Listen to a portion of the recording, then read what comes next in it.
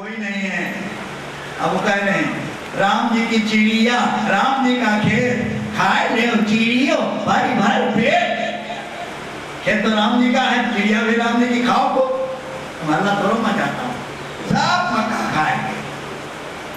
भैया आया देखा, अच्छा ससुरे तो खेत खवा के क्या हमारे घर से गंदगी यार किसके दम लगा, किसके घर से निकाल दिया। अब बाहर गए चौराहे पर बैठे। उस समय भीलों का राजा था, उन्हें मनौती मानी थी कि हमारा काम बन जाएगा तो हम नर बलि देंगे, आदमी की बलि देंगे देवी जी को। तो वो जो बलि जिसको देना था वो लड़का भाग गया।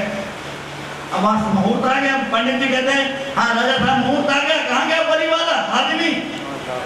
वो तो भाग गया, महाराज भाग गए।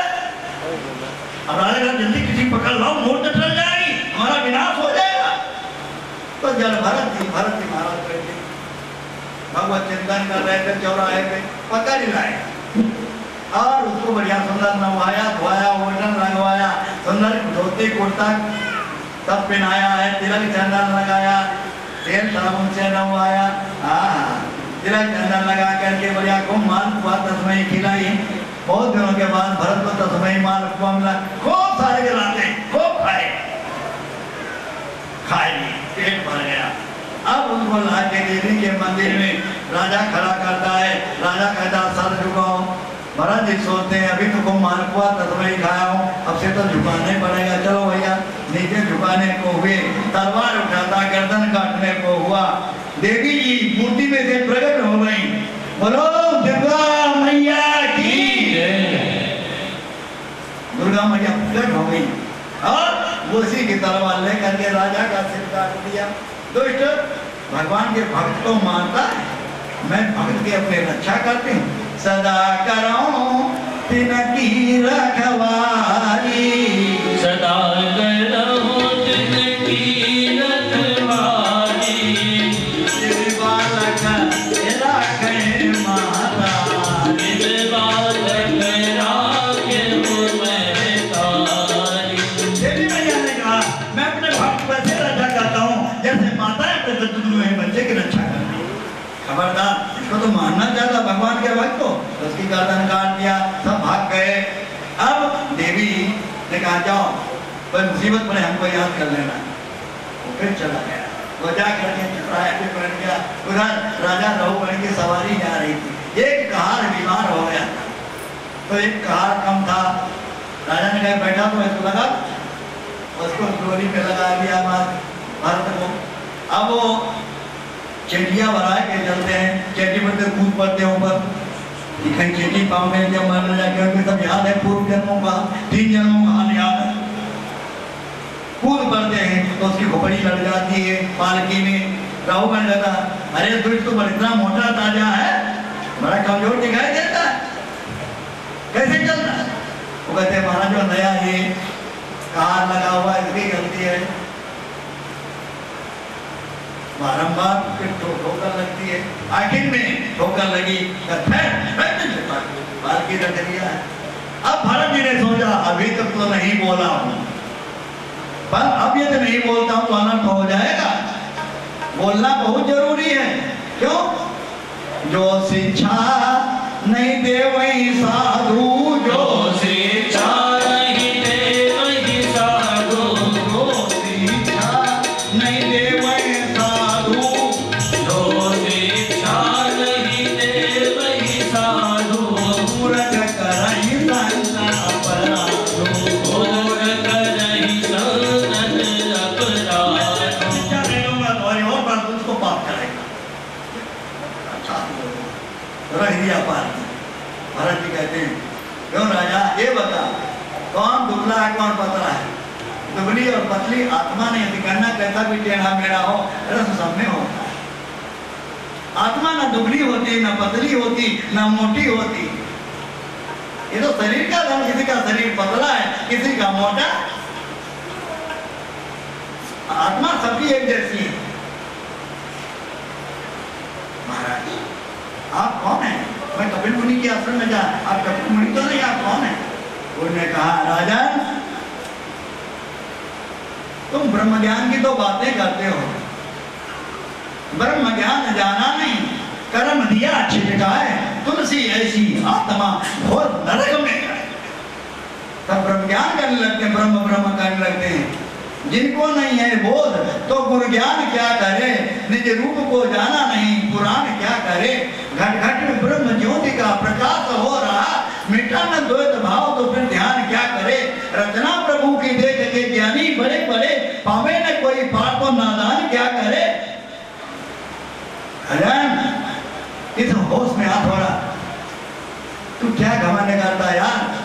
धन के घमंड प्यारे मन से सब दूर करो, दौलत और खजाना माल यहीं रह जाना है। अल्पकाल जीवन है, राम पर ध्यान धरो, जहाँ से आयो प्यारे वहीं फिर जाना है। झगड़े और लड़ाई का कुछ भी यहाँ काम नहीं, काहे को किसी से बैर तुमको बढ़ाना है। लाखों की एक बात तुमको बताए जा, काहो को सताओ मत, अंत मर ही जाना है। चरणों में गिर पड़ा है, हे रघुवन राजा, तुमको पता है ये शरीर तो नाशवान है, जड़ है, इसमें बैठा हुआ तुम पालकी में बैठे हुए हो, मैं पालकी को ढो रहा हूं। हमारे तुम्हारे में अंतर क्या? तुम अपने को राजा मान रहे हो, हम लोगों को नौकर मान रहे हो। कौन नौकर है, कौन राजा? सब में वही सत्ता विराजमान है, सबके अंदर परमात्मा विराजमान है। इससे ज्यादा तुम में कोई बैठा हुआ है क्या? इसको पहचानो राजन, तब तुम्हारा कल्याण होगा। इसलिए किसी गरीब को नहीं सताओ, गरीब रो देगा तुमको जड़मूल से खोल देगा। इसलिए किसी गरीब को सताओ मत, किसी का अपमान मत करो। सब में भगवान बैठे हुए हैं, इसलिए किसी का अपमान मत करो। पता नहीं ना जाने के देश में नारायण मिले हैं, भगवान ही परिचालन में आए हो। हमारे यहाँ जब जयंती मनाई जाती है तो ये छोटे छोटे बच्चे 10-10 बार बैठते हैं, हम लोग हटाते नहीं। क्यों? पता नहीं उस दिन आचार्य जी का दिन माना जाता है। उस दिन आचार्य जी बच्चे के रूप में, बूढ़े के रूप में, भिखमंगे के रूप में वहाँ ब्रह्मऋषि में आते हैं। आज भी लोगों ने, अनुभवी लोगों ने बताया, हमारे गुरुओं ने बताया। इसलिए किसी को दोबारा बैठने में मना नहीं करते। क्यों? जितना खाना है खाओ, खाओ मन भर, छोड़ो नहीं मन भर। जो लड्डू बढ़ता है तो लड्डू इकट्ठा कर लेते हैं 10 बार बैठ कर, परंतु हम लोग मना नहीं करते। क्यों? पता नहीं किस रूप में आचार्य जी आए हो और साफ दे के चले जाए, इसलिए ये विचार किया जाता है।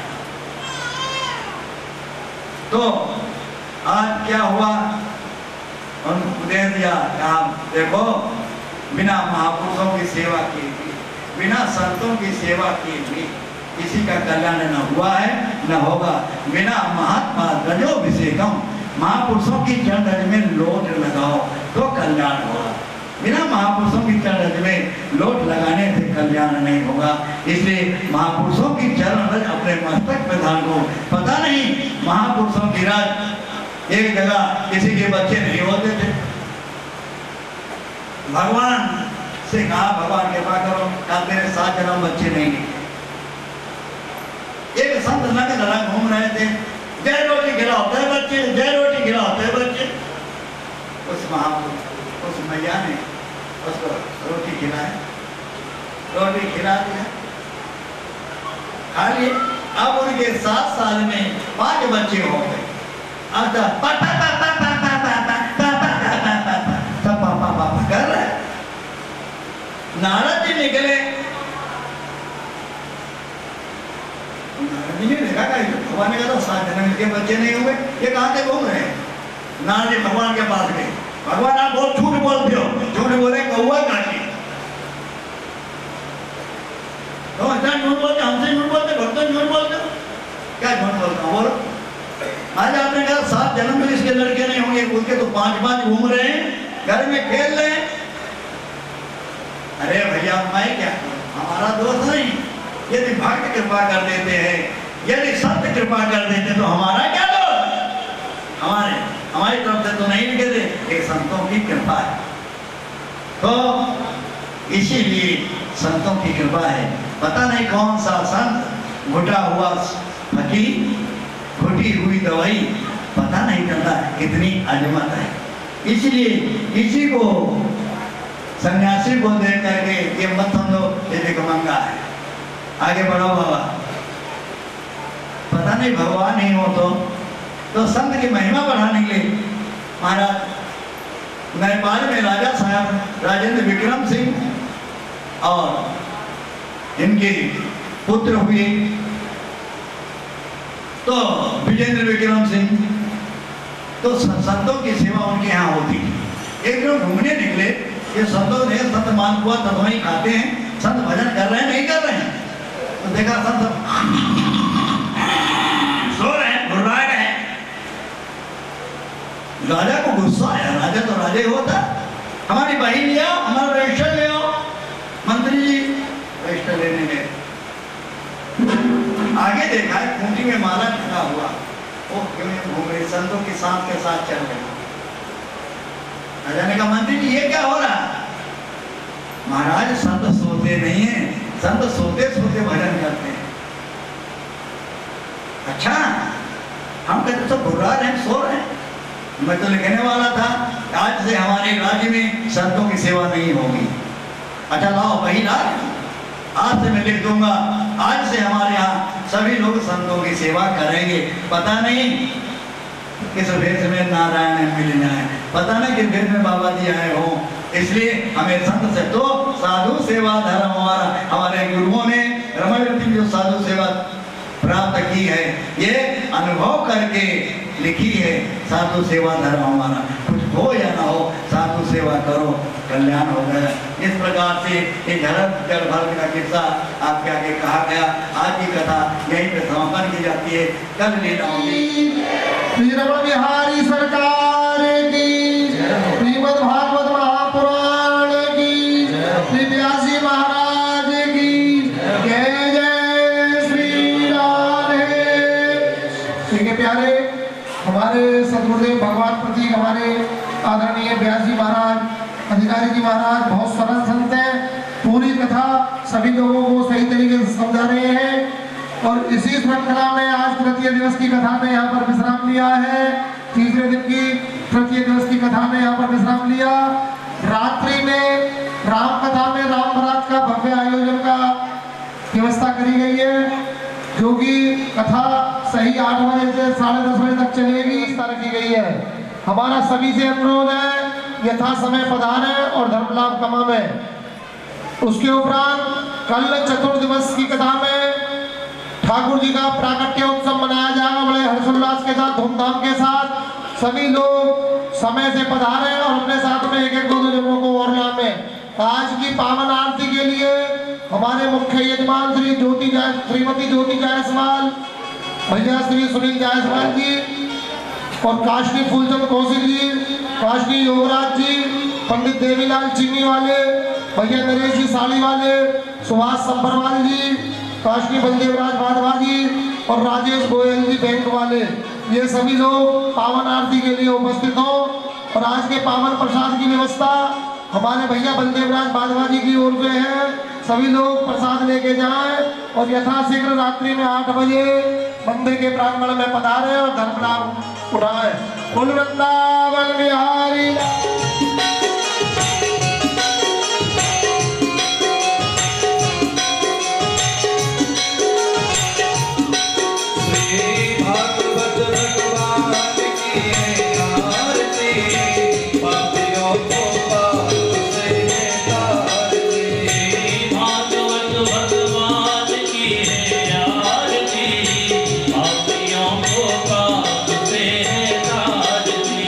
Namaste.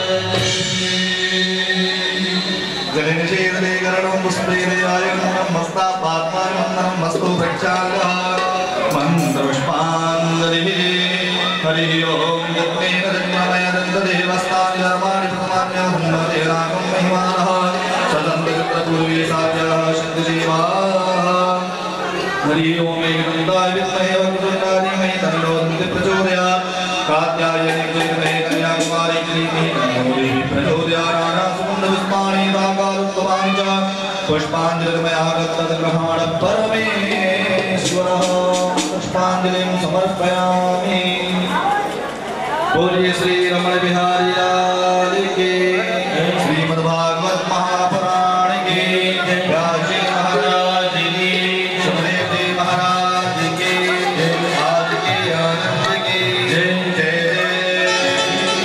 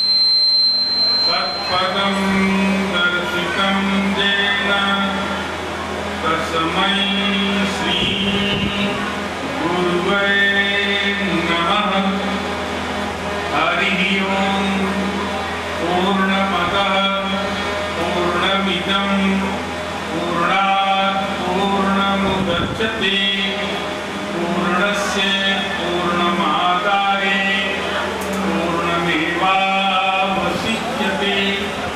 हरि ओम। शांति शांति शांति। वंदे विदेहतनया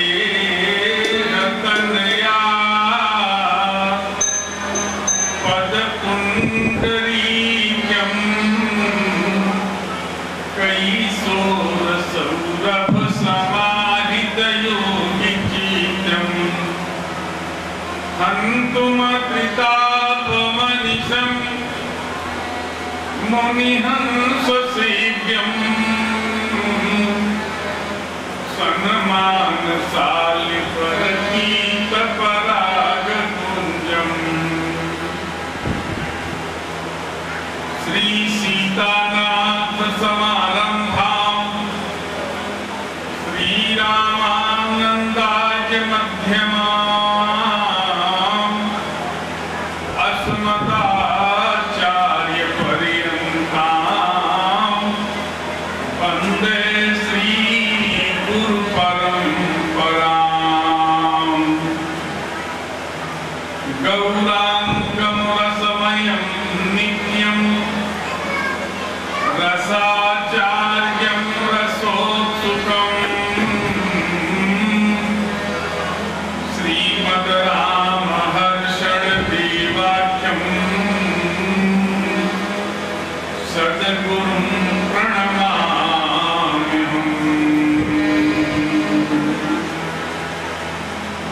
श्री गुरुचरण सरोज रज निज मन मुकुर सुधार वरनम रघुबर विमल जस दायक फलचार। श्री राम कथा के रसिक बर भक्त राजमति आय सुवासन लीजिए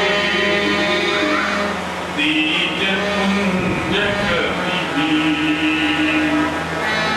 अपने अपने धरन की सबका को पीर मही पीर सब धरन की धन्य धन्य रघुवीर। श्री राम जय राम जय जय राम। श्री राम जय राम जय जय राम।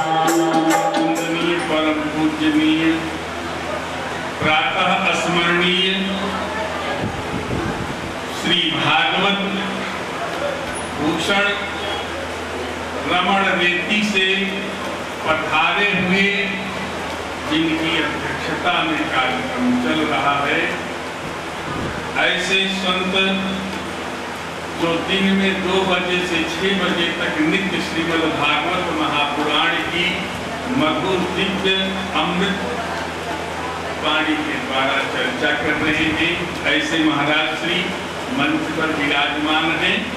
परम पूजनीय महाराज श्री स्वरूपानंद अधिकारी जी महाराज के चरणों में नमन। और हमारे इस कार्यक्रम के सूत्रधार, हम लोगों को बुलाने वाले हमारे भैया प्रदीप कुमार गोयल जी, विजय कुमार जी, चक्रवाल जी, और भी जो इनके सहयोगी हैं, नीरज जी, सबको भगवान श्री राम जी के चरणों में सबका नमन हो।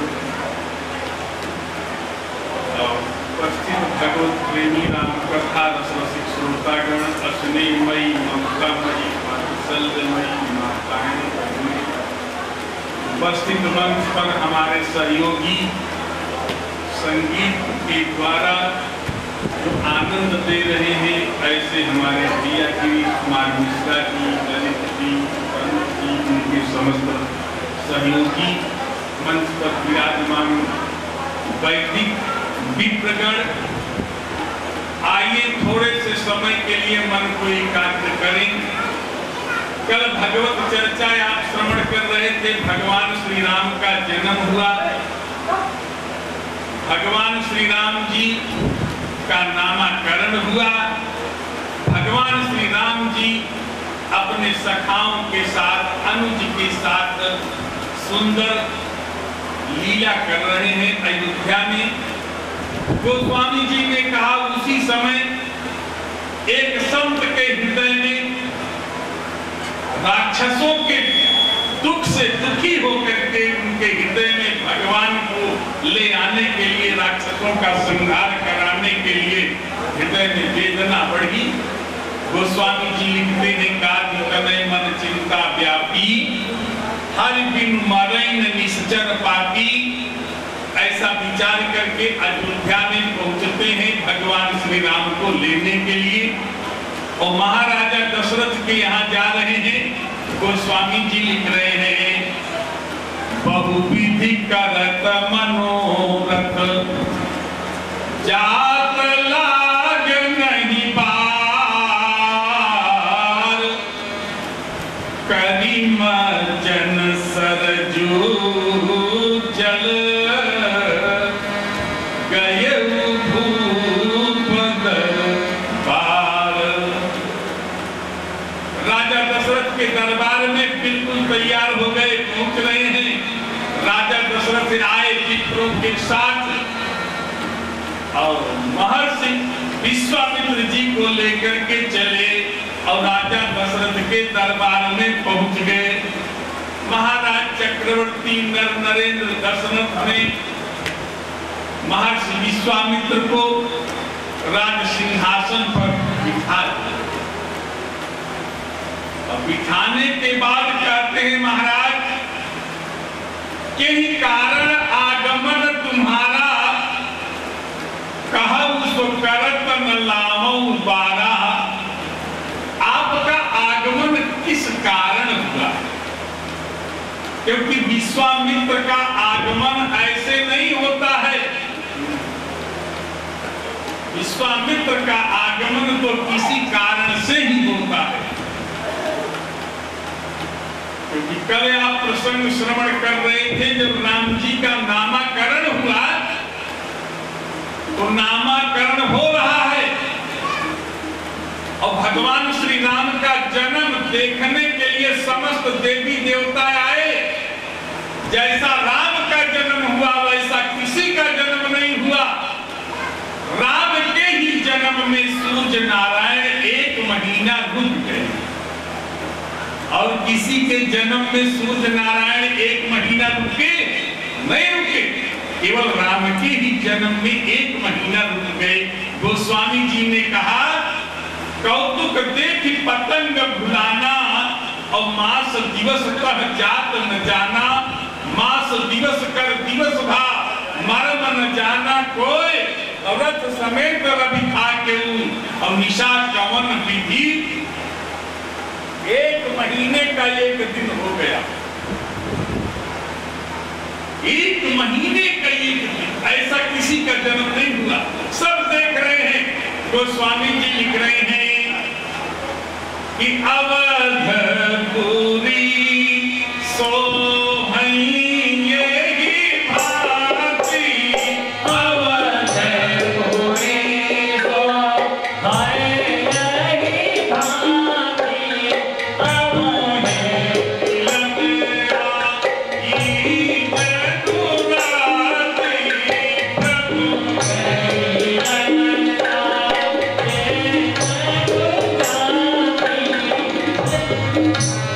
भगवान से मिलने के लिए रात्रि आ गई। अब जब रात्रि आई तो चंद्रमा भी पहुंच गए, और जब चंद्रमा पहुंचे राम जी का दर्शन करने के लिए, तो भगवान श्री राम से चंद्र ने कहा महाराज एक काम करो। बोले क्या करें? ऐसा करो कि मुझे भी आप दर्शन करें, आनंद दे। राम जी ने चंद्रमा से कहा इस जन्म में तो नहीं दे सकता, लेकिन अगले अवतार में आपको जरूर लाभ मिलेगा। अगले अवतार में हमारा जन्म रात्रि में होगा। तो चंद्रमा कहा महाराज कि कोई पानी की दुकान थोड़ी है कि आज नगद तो कल उधार। तो भगवान श्री राम ने कहा जाओ चंद्रमा, कोई बात नहीं है, हम तुम्हें अपने नाम के आगे लगा लेंगे। तो चंद्रमा ने कहा अगर गुरुदेव विश्वामित्र लगाने देंगे तब न लगाओगे, वशिष्ठ जी लगाने देंगे तब न लगाओगे। तो राम जी ने वशिष्ठ जी से कहा महाराज गुरुदेव इस चंद्रमा को मेरे नाम के आगे लगा दो। तो गुरुदेव वशिष्ठ ने कहा बेटा राम ऐसी भूल हम नहीं करेंगे। बोले क्यों? बोले तुम्हारे कुल में, तुम्हारे रघुवंश में केवल एक व्यक्ति के नाम के आगे इस चंद्रमा को जोड़ दिया, उनकी दुर्दशा कर दिया। केवल एक व्यक्ति के नाम के आगे हरिश्चंद्र। तो हरिश्चंद्र की कितनी बड़ी दुर्दशा ये चंद्रमा किया। चंद्रमा जितना खुरापाती है उतना खुरापाती कोई नहीं है। राम जी ने कहा जोड़ दो।